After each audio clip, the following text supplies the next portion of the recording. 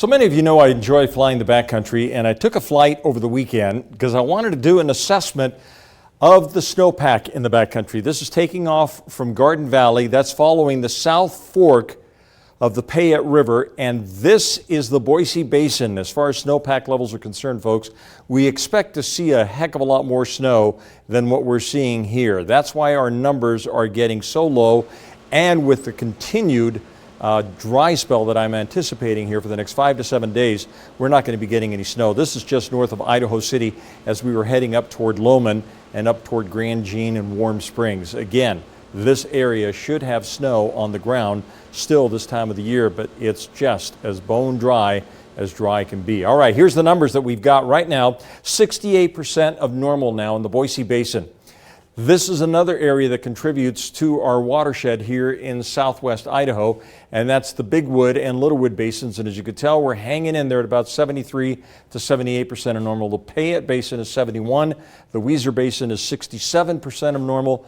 And yeah, we had a little bit of moisture. I was out this evening for dinner, and this was a great little thunderstorm that formed just north, looks like of Idaho City, maybe up around Loman and Grand Jean. But that was a little thunderstorm activity associated with a very weak trough of low pressure that we had moving through the area today. The high temperature 64. Tomorrow's temperature readings are probably going to be about the same. Then there's another dry front that moves in on Wednesday, and it should trigger a little bit of a cooling trend here by Thursday. But breezy to windy conditions are possible tomorrow across the Treasure Valley as we get some cool air rushing in behind this weak front that went through the area today. Mostly dry once again this week.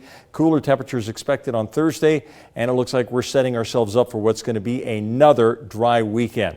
So the clouds and the scattered showers we had out there over the west end of the valley associated with this disturbance, that's moving away. This is the dry weather we get tomorrow.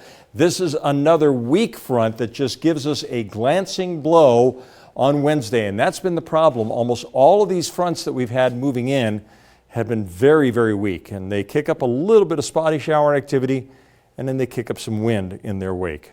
But tomorrow, dry conditions, very dry, but breezy to windy conditions in the afternoon. Here comes that front that's off the Pacific coast right now.